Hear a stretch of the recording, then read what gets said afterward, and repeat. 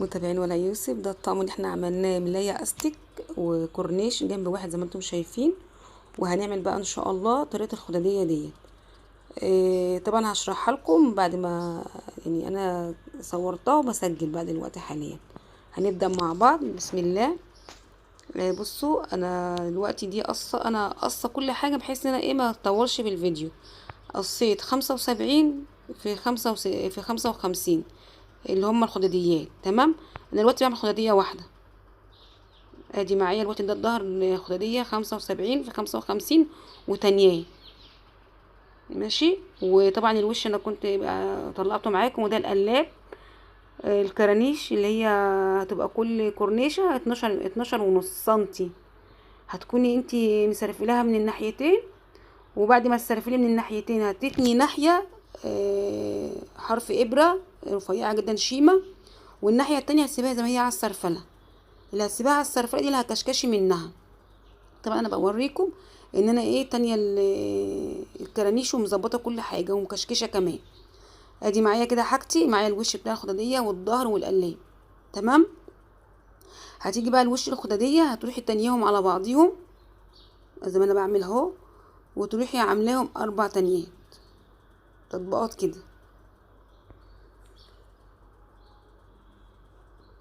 صلى على رسول الله صلى الله عليه وسلم. هتروحي بقى معلمه فرد. فرد يعني بالمقص، بتروحي مثلا معلمه كده قص حته صغيره مثلث كده. ده كل الناس المبتدئين. طبعا ان ما شاء الله كلنا شغلنا ما شاء الله عليكم يعني. ادي هو انا علمت، انا بس بعلم عشان خاطر انت تبقي ماشيه مظبوطه تطلع معاكي الخداديه ما تتعبكيش في الاخر. وكل شغل على المركب على القياس بتاع المكنه. ادي انا علمت اهو. خليتها 70 صافي و50 صافي شفتوها معايا 50 في 70. انا بعملها 55 في 75، لكن انا باجي اعلم بخليها 50 في 70 الصافي بتاعها. وبرضك علمت طبعا العلامه اللي انا علمتها دي هتبقى حرف الكورنيش عليها، لان طبعا الكرانيش هتبقى على حرف الخداديات من ناحيتين. فاهميني؟ هتبقى ادمان معاك الوقت في الخياطه. انا الوقت اهو بخلي حرف الكورنيش اللي هو حرف الخياطه بتاع الكورنيش على حرف العلامه اللي انا معلماها. ولو عندك بقى مسطره ولا حاجه علمي، اعملي خط بالمسطره.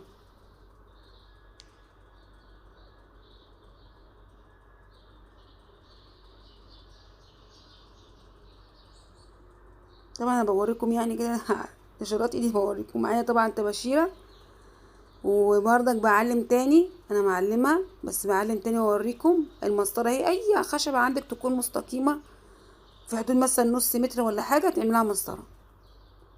وده علمت الطباشير، مش لازم مركن. الطباشير اللي هو الالوان ده كويس شغال. ادي علمتها. طبعا انا ممكن عادي امشي من غير تعليم، لان يعني ايدي واضحه على كده.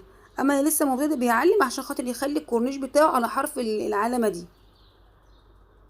تمام.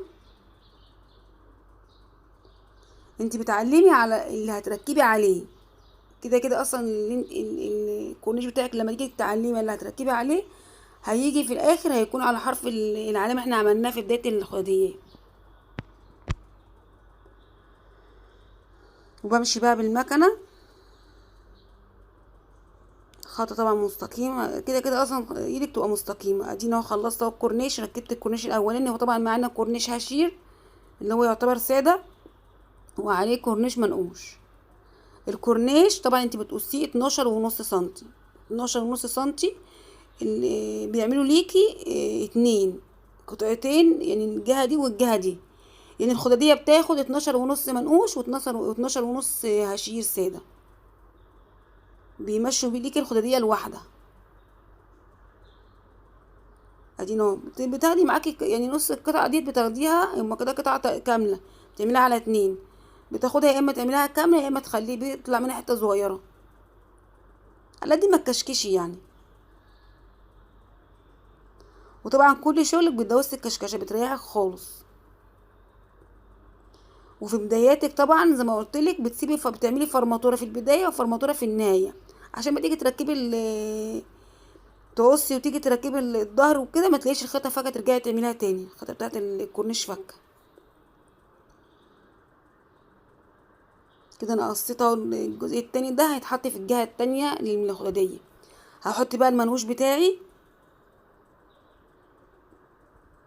المشجر بتاعه اروح حطاه فوق لما تيجي بقى تحطي بقى المشجر فوق الساده يعني نظريا كده هتسيبي بتاع حوالي 5 سنتي، وتقومي ماشيه عليهم برضك مستقيم، يعني 5 سنتي يبقوا مظبوطين، يعني 5 سنتي من فوق و5 سنتي من تحت، هتبقى مظبوطه.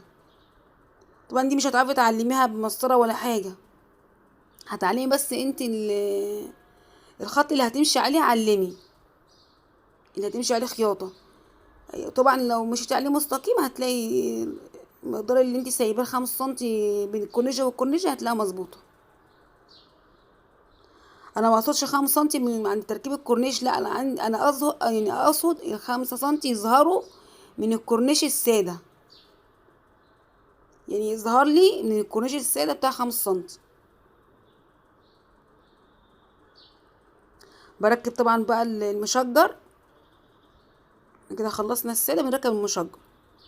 انا كنت عامله لكم الفيديو وانا بشتغل، كنت بتكلم، بس بعد كده قطع معايا في كذا حاجه، فجمعته وقصرت المده شويه، سرعته وقلت اسجل بقى، فسامحوني طبعا. انا كده اهو بركب الكورنيش، وانتي بتركبي طبعا يعني بتظبطي بايدك كده، والمسافه يعني ما شاء الله كلها واحد، انا مش معلمه بس انا ماشيه كده، في دي انا ماشيه كده. انا بقول لك حاولي تظبطي ايدك وتخليها كلها مستوى واحد. عايزه تعملي علامه من فوق وتحت بحيث ان تمشي خط مستقيم، اعملي، مفيش مشكله، اعملي اللي يوصل لك الشغل. طبعا انا هبص العلامه بتاعتي اللي انا كنت عاملاها في الخداديه ماشيه عليها برضو، اللي هو الفرد. خلاص انا كده خلاص، دي بقى اللي طلع، انا كده خلصت الجنب التاني كمان. دي الزياده اللي بتطلع وتقصيها، ومعاكي اهي. كده انا خلصت الجنبين الكورنيش. ماشي، بس التصوير اجي اعمل ما باجي اعمل الكاميرا لتحت بيجمع معاكي الجنبين اهو، جنب اهو كورنيشين والجنب التاني كورنيشين. طبعا هي موديل بتاعها عادي، انا عملته قبل كده، كنت منزله فيديو، بس هو في بس حاجه يعني ايه اللي بتخليها غير للتانيين. دي فيها، بص، دي قطعه بتاعت 7.5 سنتي، هتروحي تانياها زي ما انتم شايفين كده، هتخلي الصافي اللي باين قدامك ده 3.5، وهتروحي مقفلاها على بعضيها من الظهر، وتروحي كاوية. هو شريط قص عادي 7.5، وبتعملي كله تانية في الظهر، تتنيهم على بعض في الظهر وتكوي، هيطلع معاكي نظام زي البيه كده. ده اللي هتحطيه فوق الكورنيش المشجر، يديكي منظر يعني مكان الجوبير، يديكي شكل حلو، يعني نظام زي نظام بيه. بصي اهو، هو سهل جدا، بس انت هتكويه، هتقفليه على بعضه من الظهر وهتكويه عشان يطلع معاكي مظبوط. وبرضك ما تيجي تقفليه تحطي الظهر مع الظهر، تكوني برضك ظابطه ايدك بحيث ان هو يطلع مستقيم ويطلع كويس. معلش بقى الابره معايا فلست اهو، احطه معاكي، بتحطيه على حرف الكورنيش، يعني مثلا بيتداري بيه الاوفر والكشكشه بتاعت الكورنيش المشجر، تحطيه على المشجر، هو زي برواز كده. ما تيجي بقى تشتغلي طبعا هتخلي الخيط بتاعك كافيه نفس اللون، وهتشتغلي هتدوسي عليه زي شيمة، خط خيط رفيع جدا ما يبانش عليه، على البيه، نقول عليه بيه بقى. داخله على النهايه، بعمل فرماتوره وباص.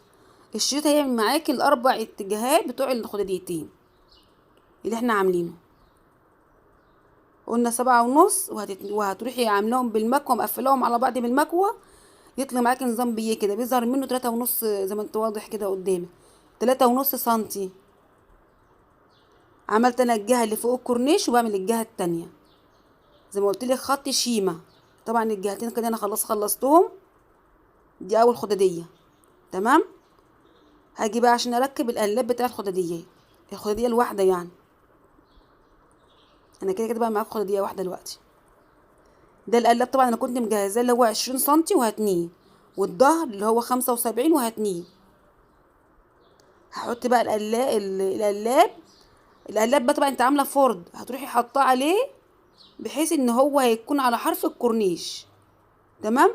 بس وانتي شغاله بقى وبخلي بالك ما تدوس مش تدوسي بالخياطه على الكورنيش معاكي.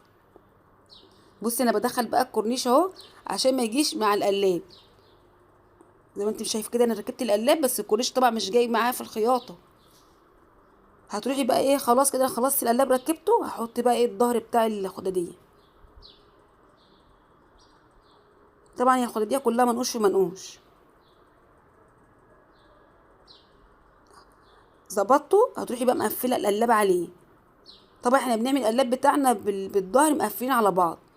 بصي انا مقفلاه عليهم. بظبط ايدي بقى عشان الكورنيش برضك يطلع متساوي على بعضه.